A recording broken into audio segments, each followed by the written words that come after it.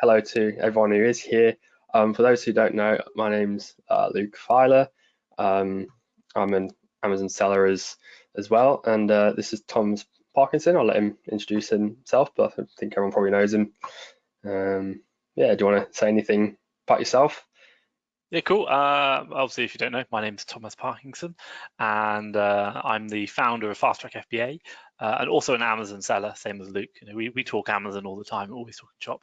And if you don't know, I actually live in Vietnam. So I live in Vietnam right now. I'm probably going to move somewhere else in a bit, but doing the whole kind of remote Amazon thing. So certainly doing that. So right now, if you want to know, it's 1 o'clock in the morning for me. So if I look a bit tired, sorry, that's my fault.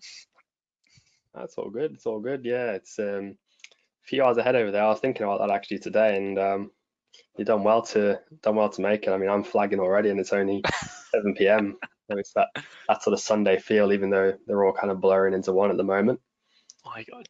Do you Um, have obviously I know appreciate obviously we will get on with the webinar, but obviously I know you were in Australia. Do you have jet lag coming back from that at all or not? I wasn't really too bad. I was pretty tired that first day, but I got back sort of mid-afternoon and pretty much just stayed awake until about 10 o'clock. Fell asleep, woke up pretty early the next day, like 7:30 naturally, and I was kind of fine from there. Like I was, yeah, a little bit tired, but not really. I think it was worse going over that way than coming back. Um, so yeah, not too bad. But yeah, for those who don't know, I was in Australia for 6 months. Been back now for third week back now. It's gone quickly, but yeah, it's good to be back, I suppose. My God, no, well, welcome. Obviously, I'd say welcome back, but I'm not even there, so obviously it's good to be back. Definitely. Yeah, cool. All right.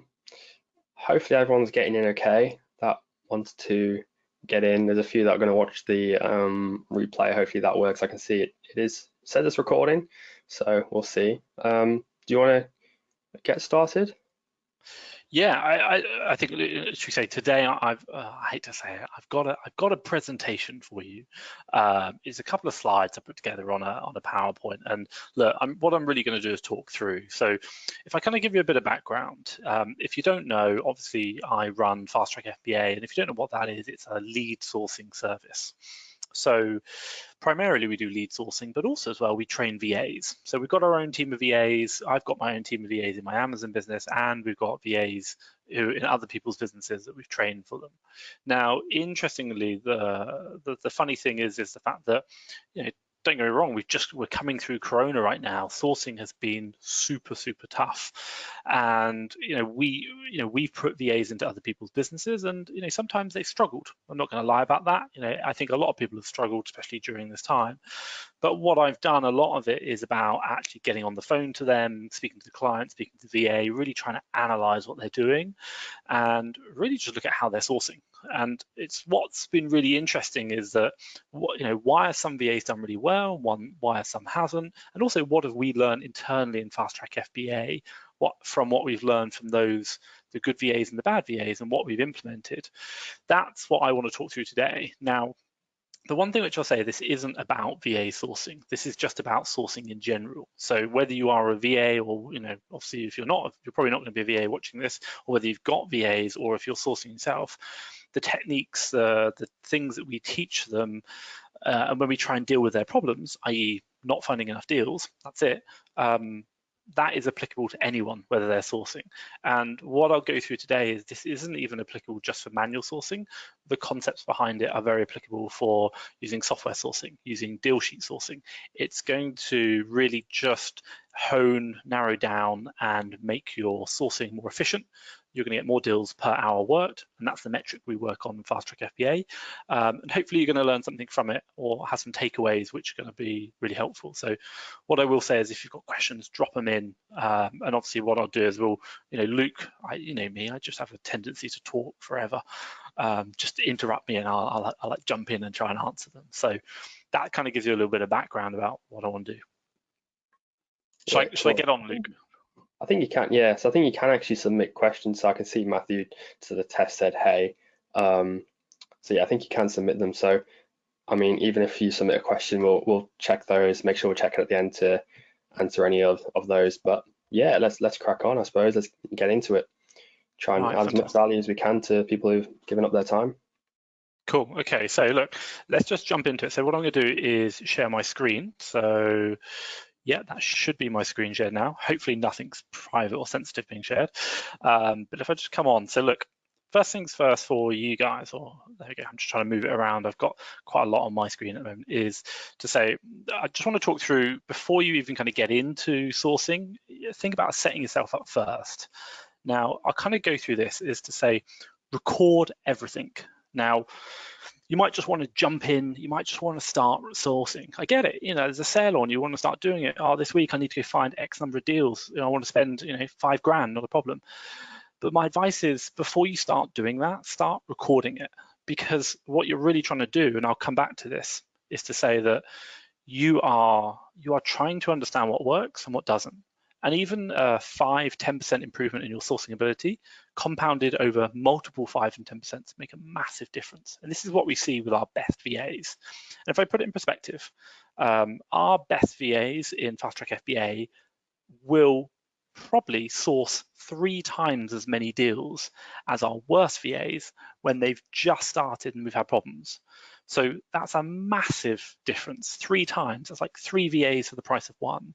Now, for you and your sourcing, recording it, making those, understanding what works will make a real difference. So before we kind of go on to exactly recording thing, let's just start off with why.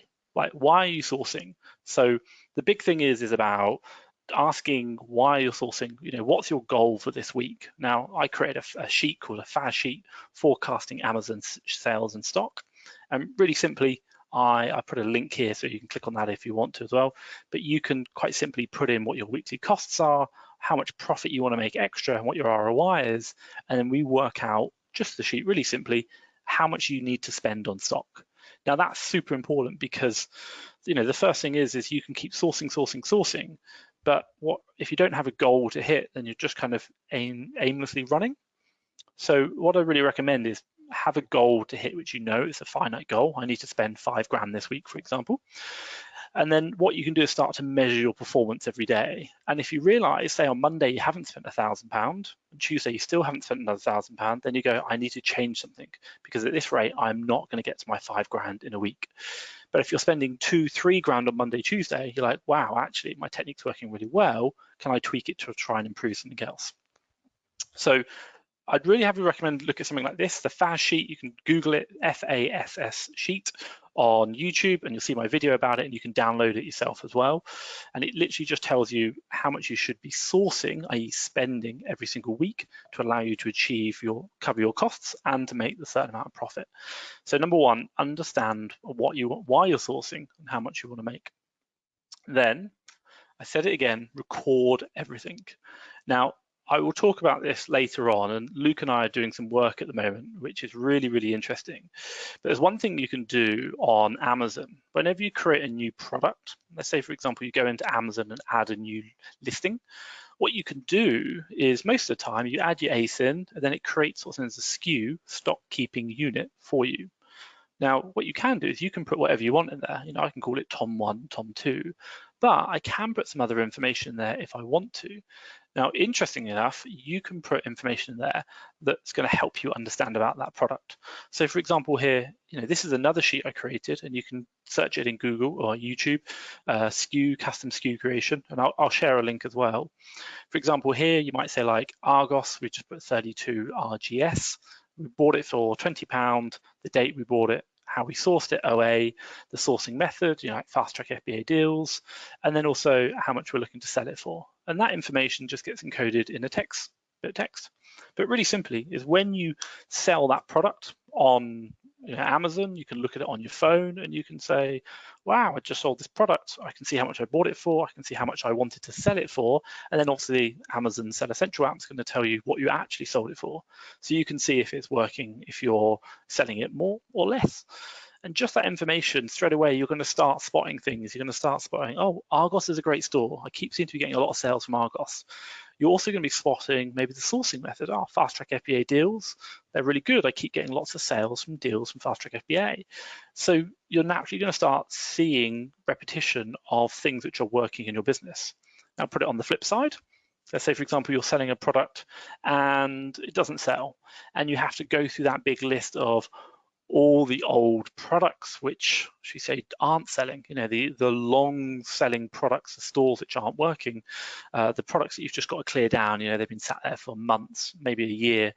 You're going to look at your custom SKU and you're going to start looking through them all, and you're going to go, oh, I recognize that, maybe that's from that sourcing, or that's from that bit of software, or that's from that store, and you're going to start spotting a pattern.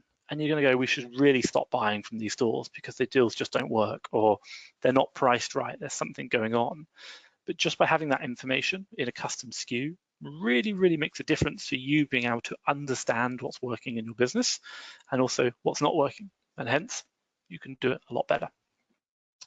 So I talk about here, you can see it, what stores are working, what methods, and you can focus your time on stores which are working. And I'll come back to that in a bit, and that's a really important point.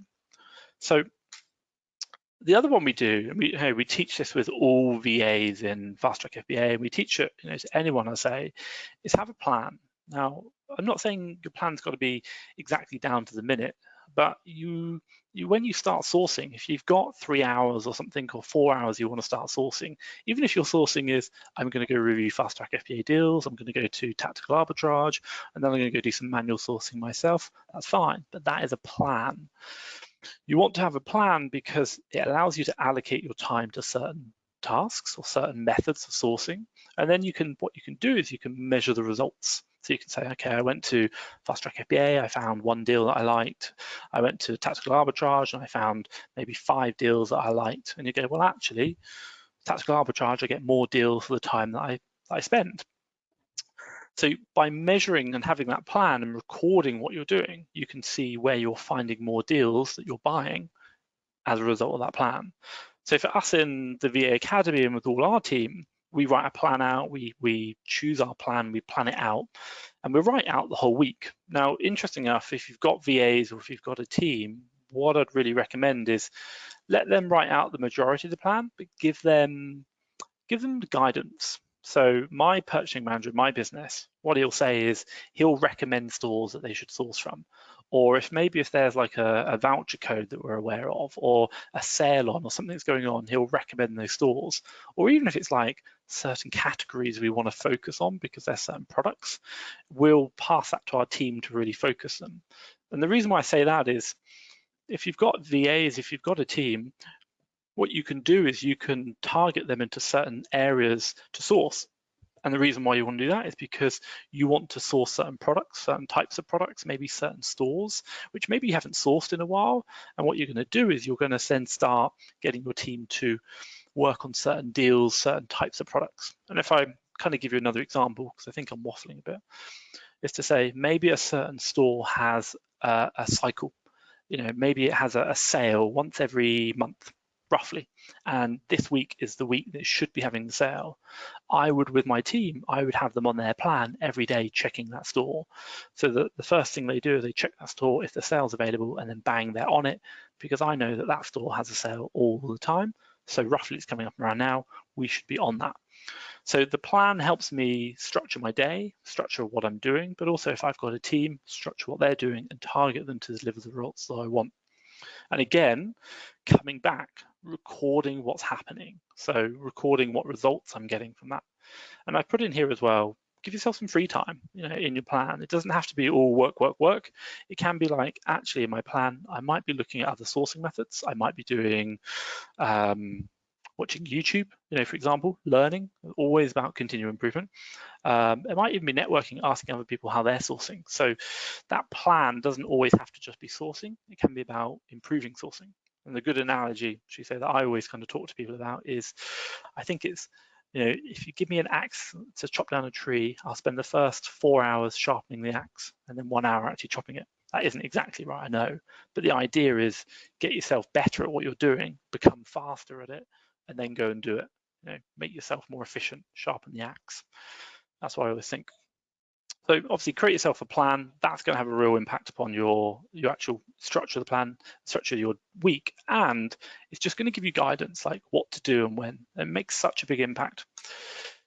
Now look, when people are sourcing, there's generally 2 ways you go about it. Now I'm talking about manual sourcing, by the way. So look, the first way, we kind of do quick fire. This is whereby we will have a list of 8 stores, for example, maybe more, but no less than half an hour per store, and we'll jump into the store and we'll just start trying to find deals, searching like what do you call it? They're searching, the deal section, the clearance section, maybe some other section, something's going on. So we'll jump into each store for about an hour, maybe half an hour. And if we haven't found any deals in that time, we'll move on. And the reason is I cannot tell you the number of VAs I've spoken to. And hey, if it's happening to VAs, I'm sure it's happening to people who are sourcing from a store. Maybe they spent an hour, maybe they spent 2 hours, and they're about to go spend their 3rd hour when they haven't found any deals already.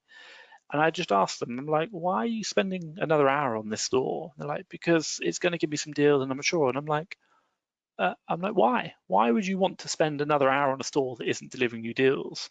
There are lots of other stores out there which have, and you should move, you should change. If you're not getting a deal and from this store that's not working, move on.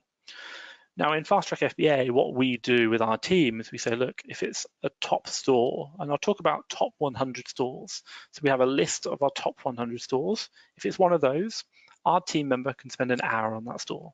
But if it isn't, they can only spend half an hour. And even if they've got one of these amazing emails that says, I don't know, 20% off, 30, 50, 70% off, we always say, if it's not in the top 100, only 30 minutes on that store. Because we have seen it time and time and time again, whereby our team members will they'll just spend hours on a store thinking it's got great deals because they've seen a 70% off email, and it isn't, and they're not finding anything. So our advice is have that list, top 100, and I'll talk about it in a bit. And if it's a good store, spend up to an hour, but if you're not finding anything, then move on. But if it's a new store that maybe you haven't done, do 30 minutes and then move on if you haven't found something which is worthwhile. There are so many stores out there that aren't valuable. Now, I talked about the top 100, and I'll share you a little insight. So I had a VA, my own business actually, not FastTrackFBA, and she was really struggling. Like, I think she came back with like 2-3 deals, really struggling, and we had to go through some quite intensive retraining with her. And one of the things I kind of asked her about was, I literally sat down with her and I said, what's your day plan and what are you doing? And she kind of talked me through, and I was a bit like, I don't really understand why you're sourcing those stores. And I said, okay, what are you going to be sourcing for the next 2 hours of today that you've got left? And she said to me, I'm going to go source, and I think the website, don't quote me, I think it was Brit Deals. And I was like, I've heard of that, but I don't really hear many deals coming out of it. And I asked her the question. I just said, look, quick question for you. Brit Deals, how many deals have you found in the last 5 days? And she said, well, I found like 3 deals in the last 5 days. I was like, okay, great. I said, out of those 3 deals, how many of them we actually bought? And she looked through and she was like, none. So I was like, okay, so you spent a lot of time in the last 5 days sourcing from this site that has found deals, I say inverted commas, but it hasn't actually found you any that we bought. So they're not good deals. And I said, now you're about to go source again from that store, and probably you're not going to find any more deals again. And interesting enough, at the same time, after that, I went back through, and FastTrackFBA, we literally log everything, and we work on a rolling 90 days. So we know every single deal, where it comes from, and we have a rolling list of our top stores. Now, I think we've got about 960 odd stores in there. It changes quite rapidly, increases. But out of 960 stores, we only look at the top 100. Now, Brit Deals wasn't top 100, but I think Brit Deals had probably about 15 deals we'd found from the team in 90 days. So in 90 days worth of sourcing, the team had found 15 deals. So I said to her, you're about to go source from a store, which in 90 days, statistically, we've delivered 15 deals from. But I said, let's just compare that to our best store. Now, our best store, I'm not going to tell you, sorry, but our best store had 360 deals. So I was like, 15 or 360 deals? I was like, I know where, I can't say you're going to guarantee it, but I know where you're probably going to find more deals. And this is the reason why I really talk about, if it's top 100, if it's one of your top stores, that 960 we've got, if it's one of your top stores, fine, spend an hour. But if it isn't, even if you're seeing a 70% off, if you're seeing something else, and we know this from experience, it generally doesn't work. Like, spend 30 minutes, maybe an hour if you want to, and then move on, because it's not going to be there. Sometimes you can hit gold, great, put it in your top 100. But if it isn't a good store, you're probably not going to find deals. And interesting enough, those top 100 stores, that main store we have, number one, 360 deals, everyone knows it. But very interesting is that if you spend more time on the top stores, you are going to get those results. So coming back to this is, have a plan, generally work to it, but obviously if it's not working, you can mix it up as you go, but it's always good to have a plan to start with. But record the results, record how many deals you're finding that you like. And for us and our team, we very much talk about spend 70% of your time working on those top stores, top 100, talk about that. Maybe 20% on some new stores, and I say that because maybe there might be a great voucher code, or there might be like an email with a sale on. You just want to keep checking them, because hey, you know what? Those stores might become good during certain periods, but generally they might not be, and it's really important to understand why and when that happens. And then second, or finally, 10% on new stores. Always be looking, there's always opportunities. There's a real big thing right now, I'll let you into a little secret, is French pharmaceutical stores are big on deals right now. And the question comes, and I asked this of my sourcing VA, or my lead VA, was, right now we seem to be finding a lot of deals from French pharmaceutical companies. So the next question is, are there any other French pharmaceutical companies that we don't yet know about, which we could source from? Which was really interesting. We started to open up some other options, but it was just thinking about that, just saying, actually, let's look at what's working, and then let's start questioning that and saying, how can we go? How can we do more? And now we start opening up new options that we never even realized. So always be looking for new stores, always looking at what's working, and then think about how can we improve this. So 10% of your time, new stores. And then the second method, so if I just clarify, 2 ways of kind of manual sourcing. One is quick fire. Go in 1 hour, half an hour per store. If you're finding a deal, carry on. Honestly, don't stop. If you're on a roll, carry on. We're here to find deals in the day. But if you're not, change. Actually change. And then the next method is one store. Now, generally speaking, I would really recommend you only do the one store method. This is whereby you're working on 1 store a day, maybe 2 store a days on your top 100. I would never do this outside of the top 100 deals, the top 100 stores. Now, this is great when you've got something like maybe high shipping costs, IKEA. You want to just do a really big order, right? I'm going to spend a whole day, maybe 2 days on just one store. I'm going to focus, I'm going to get all the deals I can out of it, and then I'm going to come back next month. That's it. I just do 1 day of sourcing on that store because the delivery costs are high, but if I can make an order big enough, it's going to work. The other one, voucher codes. Sometimes voucher codes come very seasonal. Certain, or sales, for example. Certain stores will have great sales going on, or great voucher codes which make them amazing, and you just want to get every single deal you can out of that store while you can. So that's a really good time to say, I'm going to focus on the store. But again, I'll just come back to, if you're going to do things like voucher codes, if you're going to do things like sales, even for us, we wouldn't really do full day sourcing on that. If it's not in the top 100, it's just generally not worth it. You'll see the results, it just doesn't work out. And I think, look, if I come back to the point, which I'm talking about your why. If I come back to the point where I had my VA who was really struggling, the one who wanted to go to Brit Deals was delivering 15 deals in 90 days. The other one was doing 360 deals in 90 days. The question I asked her, and the question I'd ask yourself is, okay, so you've done this today in your plan. What's your plan going forward? And the question I'd always ask after that is why? Why are you sourcing, like, let's say here, for example, you're sourcing Playmobil, Body Shop, Argos. Why are you sourcing Argos? Why are you sourcing Playmobil? What are you hoping to achieve? And don't do something mindlessly. Do something because you have intelligence, because you understand it, because you have insight into, hey, Body Shop's a statistically good store. It works really well for me, so I'm going to go look at that. Ask yourself, why am I sourcing from this store? Not just because I put it on a list, but there's got to be a reason behind it, because otherwise you're basically just doing random potluck. You want to be better than that, much better. So 2 solutions, really fast, changing it up every hour, or focusing on one store, maybe 1 or 2 a day, and really trying to get all the deals out of it and then coming back later. They're generally the 2 ways which work really well for us.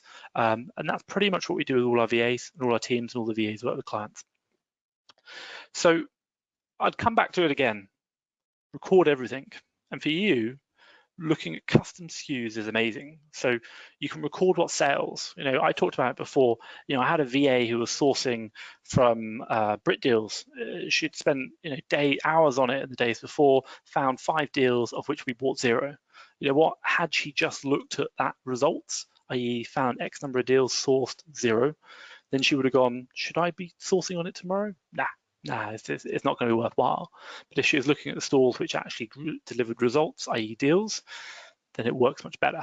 And all the VAs we have troubles with, all the VAs where the client calls us said they're just not finding enough deals, generally the solution is they are sourcing from stores that they've never bought deals from, or that they found deals that had never been bought. So they should really focus on the stores which are delivering results. And again, understand the metrics. You've all got different business models. Whether you are a VAT registered seller, a non-VAT registered seller, maybe you're doing 0 VAT rated items. Maybe your business model is to buy now and hold it for the long term and really eke it out, maybe end of line products. Or maybe your business model is to buy high selling items, sell really quick, and you're just happy to take an okay ROI, nothing to shout home about, but the volume is where you're at because you're efficient. Everyone is different, and what you need to understand is that that's going to have an effect on your business. And by recording how you're sourcing, what you're doing, you're going to start to understand what sourcing methods, what stores, what everything else is working for your business and the method that you're trying to sell in, i.e. high volume, low volume, end of line, loads of different things. So really, really record that information and just start to understand it and analyze it. Now, I'll kind of come on. So a couple of things that we've really worked about, and Luke and I will talk about it in a bit as well, is to, actually, I'll come back into a second. Is to say, I'll just kind of recap. Again, have the top list of your stores. So I talked about it, top 100 stores. Now, you might have a smaller list, 25, that's fine. But these are your top stores which statistically deliver you better deals which work. I say to my VAs, my team, store your top stores in a bookmark. Literally, Google bookmark, folder, right mouse click every day, first thing, open them all up. I just want to quickly see, is there any sales on that maybe I don't know about? If there is, great, I'm in there before I crack on my day plan. Because you know what, these stores are the best stores, they deliver results, so I want to know if something's changed. Sign up to emails, really useful, really recommend that, get the emails from those stores. Again, a sale in a top 100 store, you're talking gold dust, that's what you will know, that's market intelligence, get it quick. And I say, look, again, spend 10 weeks, 10% of your stores, 10% of your time sourcing from new and unknown stores. You don't know what you don't know, and there are good stores out there. You're looking for the diamonds in the rough. You're looking for the gold that no one else knows. Maybe you're looking for the other French pharmaceutical store that no one else knows about, and it's delivering great deals. Have a plan, record it. Really record that information. And if you're doing the quick method, stop after 1 hour if you're not finding good stores. And if it's not a top 100, 30 minutes changeover. And look, we say this to all our VAs, to everyone, just plan your week out on a Sunday or a Monday, it doesn't really matter when. And then on the next day, when you come back to plan the next week out, before you plan it, stop and review, look at your Excel sheet of I source these stores, what worked, I source this method, it might be like FastTrackFBA, tactical arbitrage, what's working for you for the amount of time. A lot of you are very limited in the amount of time you've got. It's about what methods are finding me deals that I can buy for the time that I have. That's it. Whether you're doing deal sheets, whether you're doing sourcing software or manually sourcing, it's all about number of deals you can buy per hour worked. That's it. It's just a number. And we work to exactly the same. We do deals per hour worked in FastTrackFBA. How many deals can each VA find per hour worked? And if I can increase that by 10%, that's massive. If you scale it over the number of VAs and the number of hours they're working, it makes a profound impact. And that's just little changes. So again, record your results every week and review them, really review them, what's working, spend more time, 70, 20, 10, 80, 20 rule, kind of. Don't worry, we'll have ups and downs. Corona has caused us a lot of hassle, but we've learned so much from it as well. And also as well, do what works for your business. there might be me on a YouTube video ranting and raving about how great this method is or something, but hey, it might not work for you. So it doesn't mean you should immediately change what's going on in your business to do what I'm saying. No, if what you're doing is working, carry on, test mine, but if it doesn't work, it doesn't mean it's going to be the right solution. Everyone's business is different, so do what works. Now, I'll talk about replenishables. Everyone is talking about replenishables, and if you're not focusing on replenishables, you should be. Quite simply, you should be. Now, obviously, I do it in my business, but FastTrackFBA, we can't really, because we sell deals and then we don't show them again for a while. So, but what can you do for replenishables, and what kind of top tips can I offer for you? So let's go into it. Build a list of lines, ASINs, that are sold well. Simple as that. Like, go through your Amazon sales list, like literally, my God, download an Amazon sales report for a year into Excel, sort it by ASIN, and then just add up, sum all the revenue. That's a really good, just a quick way of doing it. You are looking, there are going to be certain ASINs in your inventory, in your history, which have delivered you a massive proportion of your revenue, like absolutely huge. If I were to probably say something like 30 to 50% of your revenue will be generated from a tiny fraction of your products, because they are just lines that you buy, they kind of replenish, you don't really realize it, or they could be, or that they come out throughout the year. These are products that you're like, oh man, I didn't buy enough of that, and I should have probably bought more, because I bought it in January, it sold out by end of March, and then I bought it again in June, it sold out by then. And for you you want to really be looking at these lines and then understanding, and I kind of talk it here, focus on, look at historical sales, look at their volumes, and ask yourself the question, how do I buy more? Because they sell, it's easy money. If you invest, I don't know, a couple of £1,000, £10,000 in January, and just let it sell through, you can look at the keeper chart, you can look at your sales history, the sales volume, the pricing history, it's just going to sell. So it's easy money, just invest it, it's going to sell through, and you've done it historically. Again, and what I would say is, look at that list, really focus on reverse sourcing that list. A lot of these products that you're buying, they will, especially like the replenishables, like beauty, health and personal care, grocery items, they are on sale in like one store, then they're on sale in another store, and then another store. Just because one store sold out doesn't mean they're not on sale somewhere else, and it doesn't mean that it might be on some sale somewhere else and they've got like a voucher code or something. These products, they work, they work for you. It's not a risk. All you got to do is just focus on finding that same product again. And for you, when you're looking at it, once I found it, how much do I need to buy? And you're just going to look at that trend. What's going on with your stock? What's selling really well? And just focus on building a list of those lines and really keeping them in stock as much as you can. Really, really important. So focus on that. The other one, which I'd probably say, is volume or margin. Now, this is a kind of do with replenishables, but look, there are generally two types of sellers. If you're below the VAT threshold and you're not looking to really go over it, 85,000 a year, roughly about 7,000 a month, you're probably going to be looking more margin. So you're going to be looking higher volume items. Now, buying like 3s or 5s in a sale of boots, for example, that's going to be okay. That's not a problem. For you, you're doing good money, you're making good profit. That's not a problem. But if you're a volume seller, and you're looking to buy, I want to buy, my God, I want to spend £5,000 this week, and I need to spend £1,000 a day. Buying 3s and 5s just isn't going to work. Like, I can't buy 3s and 5s and boots.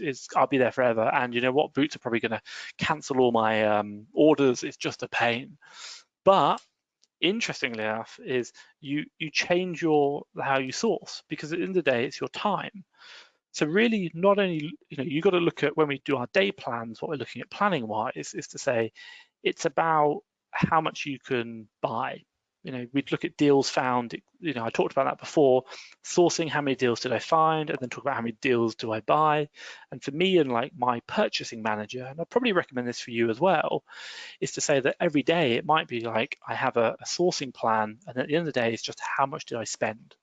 Because at the end of the day, it doesn't matter how many deals you found. It doesn't matter how many deals you've analyzed. All that matters is how many deals you bought. And if you haven't bought enough deals, it doesn't matter.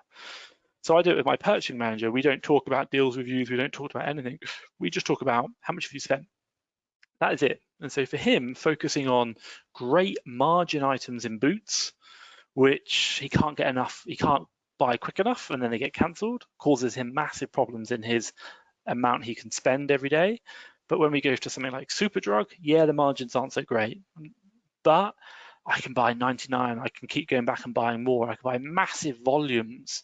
And actually, you know what? Dropping a few £1,000s on that in a day, not a problem. That's very, very doable. So for you, is when you're sourcing, don't just look about how many deals you've got. Also think about how much am I looking to buy.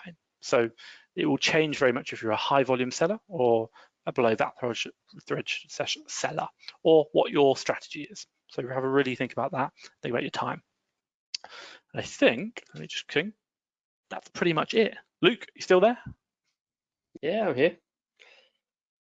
I've been making a few notes as I go along on things that I wanted to touch on, I suppose. I will drink some water.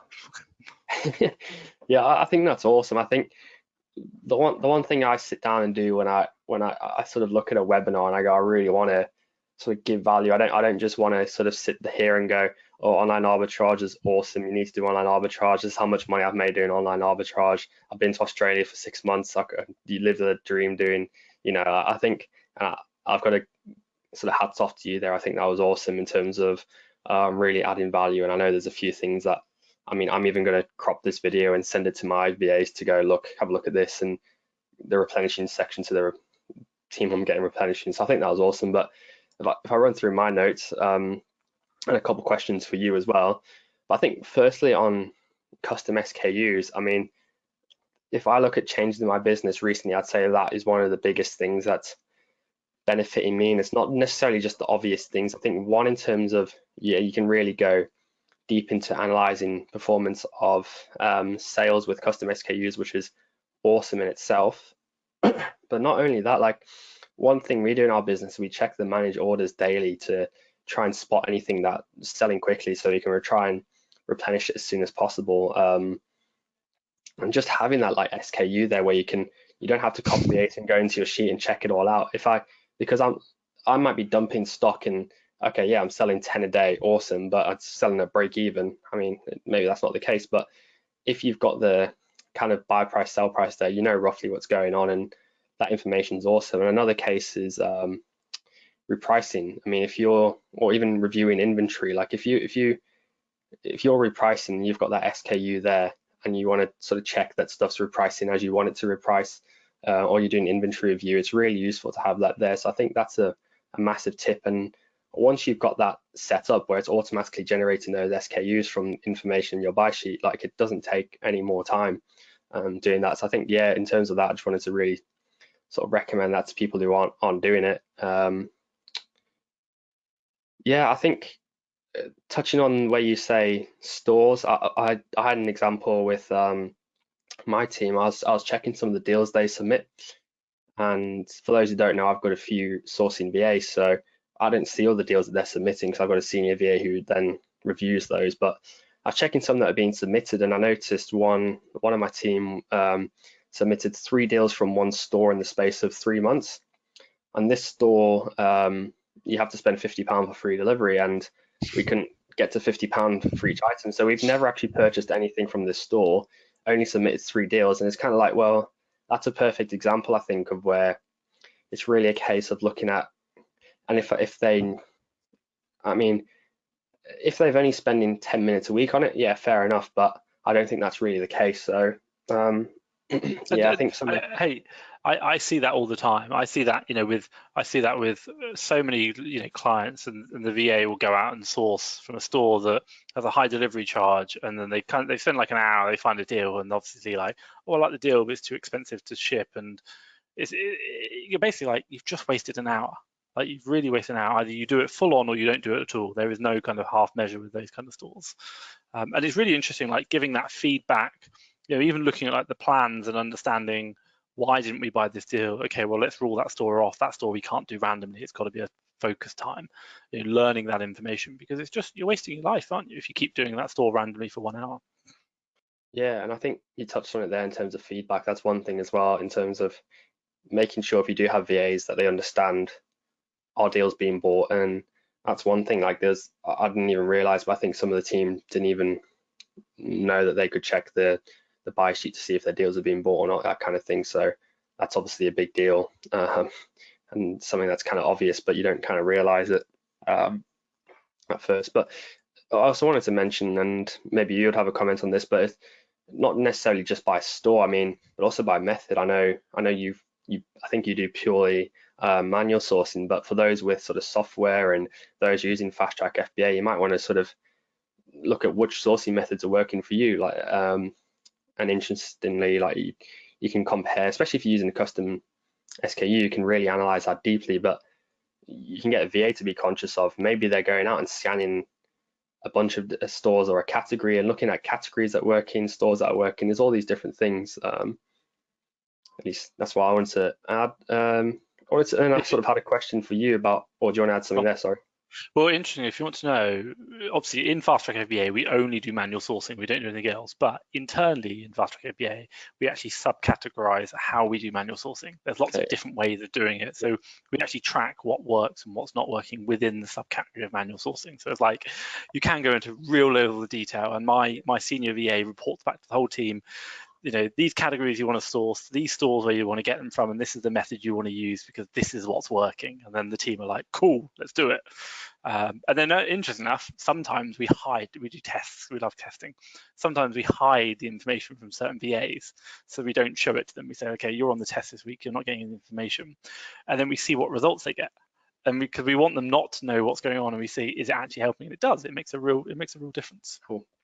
Carry on, sorry, Luke. That's awesome. No, that's cool. I think, yeah, one thing I have a question. I think you kind of sort of would avoid this anyway, because if you're only sourcing for half an hour or an hour and then moving on, but obviously in the current situation, the sort of coronavirus, whatever, is having a big impact on sourcing, as you kind of mentioned. I think on a sort of sourcing stores, I think that's one thing to be cautious of as well. I know personally with grocery stores, for example, even if you can kind of get a delivery slot, even then there's still like quantities which are issues and that kind of thing. So I mean, I don't know if it's so much a question for you as like sort of what are you doing about that, but I think that's something to be aware of. And I think it's even more applicable if you've got that sort of team of VAs or a VA that you're communicating with them and making sure, like for me, my senior VA has a role of checking those stores that we flagged as like we can't get a slot, or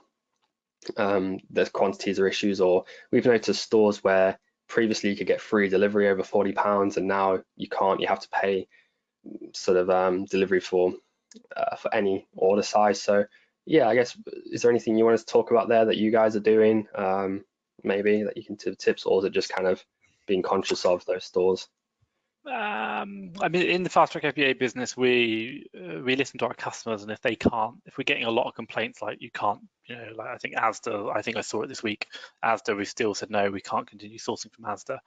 We might have historical deals, but anything which we'll just stop sourcing because our customers can't buy. But internally, like I don't think we're buying much from those kind of suppliers, but I think it's like if you do get a basket, a classic example is, hey, I've got a slot to buy. And I don't think we are internally, but if we were to, then you'd want to say, "Hey team, jump on this, Asda or whatever it is, and try and find as many deals as you can because they're quite rare." But that's if that's what you want to do. But for us internally, in my Amazon business, we're not sourcing from them at the moment. We've got other suppliers that we're using. Cool. No, I think that's interesting. And yeah, there is also the issue of if people do want to use delivery slots there. I know there's some people think it's not right, but that's a different topic completely. Yeah, so I think I'll just say, if anyone's got any questions, I have no idea where you had them. Just drop them down below, or even in like comments. Like even if it's like, Tom, that was useful or wasn't useful, let me know. That'd be really useful. Or maybe something you want me to explain in more detail. I'm more than happy to. Yeah, definitely. One thing I find interesting, and something I'm thinking about, I wonder if you do it, is if I use a really basic example, if I've got two different stores and one store, we call it store A, I get 10 deals in 5 hours, but store B, I get 5 deals in 1 hour. I feel like, is that something you think about in terms of being a bit misleading? Focusing on stores where maybe they're not as good as they seem. It's just people are like, because it's kind of number one, it gets promoted even more, if that makes sense. Yeah, so if I use the analogy in VAs, so we talk about winners, like how many winners has my VA found? Now, if I give an example, VA1 has gone sourcing in Boots and they found 10 deals, great. But Boots is limited to like 3 per item, so they can buy 30 deals. But VA2 has found 5 deals, but all 5 deals are available in Superdrug and I can buy 100 of each item. Now I can buy 500 items, so I can buy 30 or 500. Now, I don't really care about the 30 or 500. That doesn't mean anything to me. What I really care about is estimated profit. So what and I kind of talk about it. So within my business internally, and I've talked to you about this today in sourcing, is to say, yes, we look about how much you can spend. That's why I'm interested in my purchasing manager. I'm very interested in how much does he spend. But what I'm actually looking at is that's to get him to spend the money, i.e. I want him to use the money. Then the next thing is after that is to say, what's the estimated profit from that spend? And the estimated profit is really simple. How much do I generally think it's going to sell for? That's it. So in coming back to that situation scenario you talked about, store one, VA1, 30 deals, VA2 that has done, VA2 has done 5 deals. But interesting enough, I can buy 500 of these or only 30 of these, and let's say the 500 are only £1 profit, and the other one's a £3 profit. Well, that's £90 worth of estimated profit, and the 500 at £1 a £500 estimated profit. I'm like, if I've only got a certain amount of time, I've just made £500 or I've made £90. I know which one I'd rather have, and that's a really good advice to say that be very careful about what you measure, because some things don't really help you if you think about how they follow through. I totally agree. So I think may have misunderstood slightly. So if I rephrase it, no, it's probably me just phrasing it badly. But if I rephrase it, then if I can get £100 in estimated profit from store A in 5 hours, or £50 in estimated profit from store B in 1 hour, do you get what I'm kind of seeing there? So it's what I'm kind of saying is that what I'm saying there is like I feel like that's hard to track unless VAs are recording time spent at stores. And maybe I'm just being a bit picky here, but what I'm thinking is if for example the top store is I don't know, Argos for example, and then the VAs go, oh, where am I going to source? And they go, okay, I'll source at Argos, and they're spending the majority of their time there, but they might get a better return on their time at another store, but it can be a bit misleading. So is that something that you think about? Is it something you try and break down, or is it taking it a bit too far? So if I say internally within my own Amazon business, is to say we don't track winners, we track estimated profit initially, i.e. every week we bought, I don't know, let's say 100 deals from a VA and they're making X amount of money, if it sells at the price we think it's going to sell at. We then follow that through with the custom SKUs to say what do they actually sell at. Obviously that's what we really care about, but the estimated profit is a weekly gauge. Now for them, I'm not here to micromanage. I'm not here to do that. I'm here to give them that information and them to, to question them when we have our meeting. But it's really for them to think about that. So for us is to say, in your situation, you're saying you found £50 in 1 hour or £100 in 5 hours. So technically, you're much more efficient in the 1 hour. Like you should be doing more of that. And so what we try and do through the reporting, just by tracking everything, is by talking about that. Is by saying, wow, it's not so much for me to go into the in-depth of like this hour you've done that, but my purchasing manager will look at that. My purchasing manager and go, wow, really good purchases here or that day. Looking at it all and then go, cool. And I think, look, whether we're talking here about having teams and people doing stuff, but you could do that exactly the same internally. i.e. if it's just me in my own business on my own, I can go, wow, £50 per hour, that's a good store. Do that again next week, same time. Yeah, and I think that's awesome. And Luke has just sent a question or comment in saying, found it super useful, would love for his VA to watch this. And Luca, that's exactly what I'm going to do. There should be a replay automatically sent out, but this is recording, so I'm going to try and get it uploaded to YouTube. And as a backup, I've used recording software to literally record this. So one way or another, there will be a replay. I think if they all fail, then it's just not meant to be. Um, but yeah, and I think the last thing I noted anyway was that, and you've talked about this, is that at the end of the day, if it's working for you, do more of it. As you kind of said, like, and I can really relate because I've got a team of VAs as well, probably not on the same level, but I kind of say to them, I can give you all these tips and sort of I can grill you in a one-to-one about what are you doing or whatever. But at the end of the day, you've got the responsibility to make it work. And if, say, three of my team are performing really well and one's not, well, you can't really turn around to me and go, you haven't given me the right advice, because if three is working for them and one not working for them, was, but if at the same time, like if none of them were performing well, then I go, okay, maybe I'm doing something wrong. But Yeah. Yeah, so I totally agree there. I just guess I'm kind of re-emphasizing it, but no, I think that's awesome. Really useful. Yeah, definitely. I think, it's sorry, okay, so Matt, I'm looking now. Should I shout that out what Matt's just said?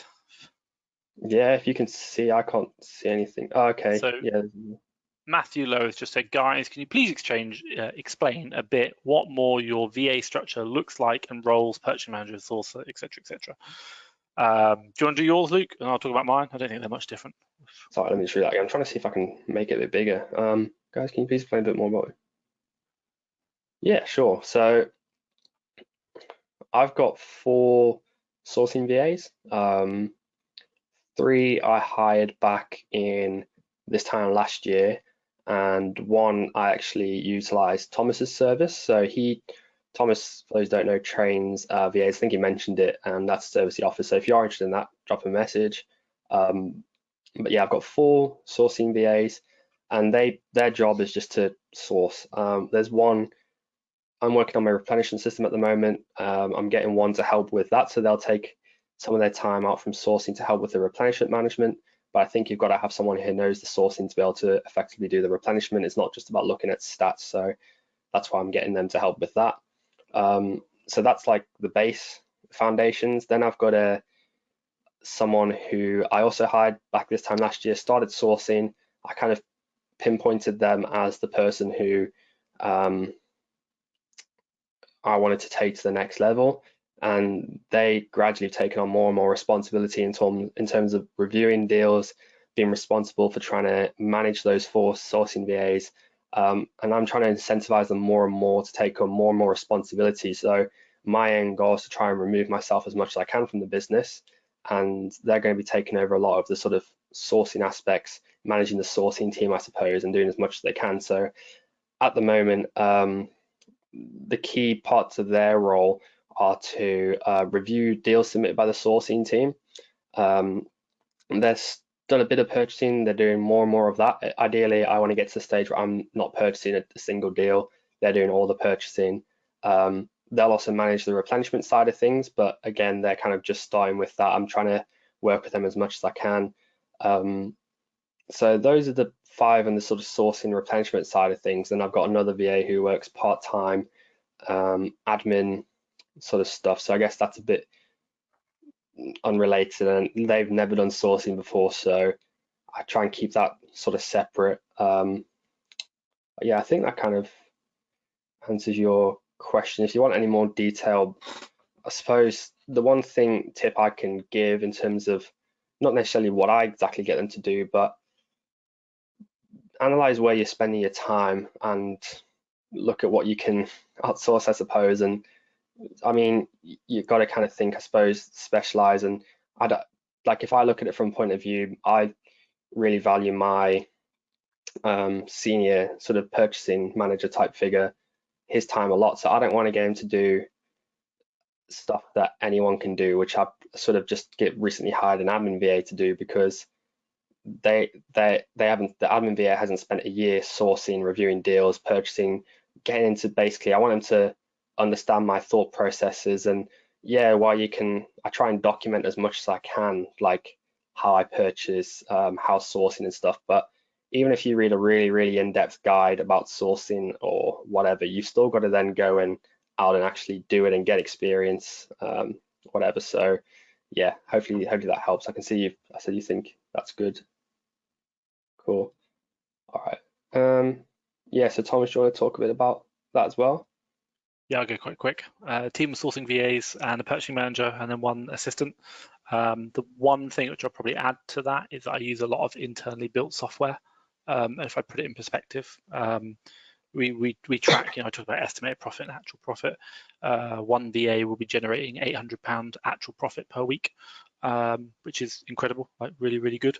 And there's a lot of, everything I'm talking about now, we've just taken that and we've literally sat down and said, how can we automate as much of this process as possible to become more efficient so you can generate more deals per hour worked. That's all we care about.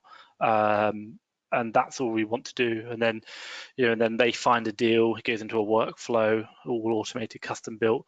And then my purchasing manager just deals with all purchasing. That's it. And then I've got a part-time VA who deals with all my administration, Amazon Seller Central, but a lot of that is automated as well. So that's been years of development.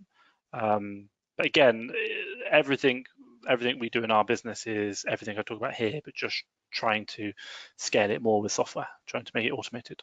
That's it, really flat. I'm not a big fan of massive hierarchies. And if you want to know, I actually interviewed a VA who we hired for another client who worked for a US Amazon seller who had 35 VAs. And then it was 5 managers managing the 35 VAs. I was like, that's big. That is really big. So yeah, you can scale massively. Awesome. And I think I don't want to sort of go on a tangent too much, but I think it is relevant to sourcing. Thomas has actually been working on developing a sort of all-in-one sort of, I suppose it is a sourcing sheet to sort of record purchases and then analyze them with the custom SKUs and that. And that's something I've been sort of beta testing for Thomas, and I will say it is coming in development pretty awesome. As he talks about that sort of custom SKU analysis, that's all done automatically through that sheet, and so I think that's something to keep an eye out for anyone who does like the sound of that. But it literally, as everything you said there about pointing out the top stores to source from, top items to replenish, that's what that sheet basically does, and it's what it's been built to do. And as you said, like the automation, saving time, getting your purchasing manager purchasing, not doing admin crap like adding deals and that kind of stuff. So yeah, that's awesome. But I think that's everything I wanted to talk about. It's been a real eye-opener actually building that. It's been a real eye-opener for both of us just looking at your business and if I put it in perspective, and I talked to my purchasing manager about this, I'm like, my God, there are so many products out there that you just need to replenish. Stop going out there and worrying about finding a new deal. We'd be chasing the new deal all the time, just replenish. And even with your business, where we just import 3 reports quite manually into it's a Google sheet, but it is really complex. But it just does it all automatically. It tells you these are your top 25 basins that you need to replenish, which are out of stock. These are your top 25 stores that you want to go source from because you've not sourced them for a while. This is what you want to do. And it makes a really, it's been, and also it even breaks down your VA performance, what their sales are, what they think they're going to sell a product for, what they actually sell it for. It also breaks down, we do it through custom SKUs, you source from FastTrackFBA or Tactical Arbitrage, how much revenue have you generated, how much actual profit have you generated, what's the percentage ROI on that or the margin on it, based on that. And it's really interesting, just really interesting to do that. And you can go, my God, I should do more of that and less of that. Awesome. Cool. I think that a couple of things just to finish on. I think one thing I would mention is that whilst there is sort of all these sourcing options and you can get your train your own VAs, train yourself or whatever, obviously you mentioned that Thomas does run the training services for VAs, and you can obviously see he knows what he's talking about. So if that does interest any of you, I think drop a message, probably the best thing to do. But yeah, I've had the VA now for 3 weeks, and I can definitely see. I mean, I actually had one-to-one calls with my team, and one of them specifically went, they want to get her to share her tips for manual sourcing because she's getting great results. So I mean, that's not a good sign. I don't know what is. But yeah, I mean, I don't want to talk about that too much. I don't know if there's anything you want to talk about that quickly or. No, if I put it in perspective, we do 7 days worth of training. We literally advertise, interview, advertise, test. I personally interview, we contracts, do everything. My whole FastTrackFBA team will get involved in training and everything we're learning from FastTrackFBA about how to find deals more efficiently, quicker, faster, better, where to go, top 100 store. We give that to the VA and say, just do this, it works. And you know what? Everything I've talked to you today is simple. It's simple, it's boring, it's just do the stuff which works. And that's what we train them to do. Just do the stuff which works. Because fundamentally it's going to work. And hey, I'm glad it's great for you, and it's working in your business as well. Awesome. Well, I think to finish off, we do have an offer for those of you that have joined. If I just go and check exactly what it is, so I don't mess up. So it is for the FastTrackFBA deal sourcing. So yeah, it is great going finding your own deals, but if you do want, I'm sure most people here have heard of FastTrackFBA by now. I mean, was it about a year ago now when it took off? I remember I was beta testing probably a year and a half ago, and yeah, I still use it to this day. It's the only thing I use in conjunction with my own VAs. Yeah, so we do have a deal for anyone here. I'll drop I don't know if people can see the chat, so I'll try. I think you can drop it. I went, hello everyone. Yeah, so I've yeah. done it there. So it's to the entire audience. So there is a link. That is an affiliate link. So total disclosure, I will get a small commission if you use it. But my way of saying thanks is for anyone who does use that. There is a coupon code which is iGen. I think if I type it in, I think if you just check if that's right. Yeah, that's right. Anyone who uses that gets 20% off their first month with that code. That's available for 48 hours. And then on top of that, you also get 20% extra deals for life.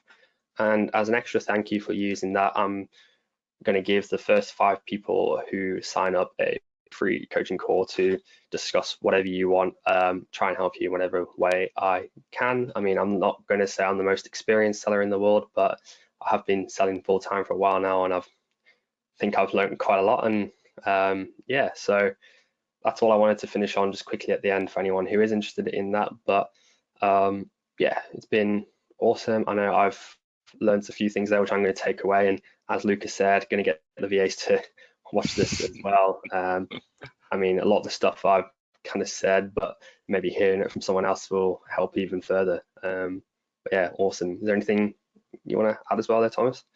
No, I'd just say, Luke, thank you very much for having me, obviously, on this. And, to anyone here is thank you very much for, spending your evening watching this. Hopefully you've learned something, and, it's been useful. And hey, we just want to help grow your business. That's it. Help you in your journey. So thank you. Awesome. All right. Thank you very much, guys. If you do have any questions, drop myself, Luke Fowler, or Thomas Parkinson a message. We're both active on Facebook. Everyone should have my email as well if you did sign up through email. But apart from that, I'll get the replay sent out for those who do want it. But yeah, thank you very much for coming, and catch you whenever.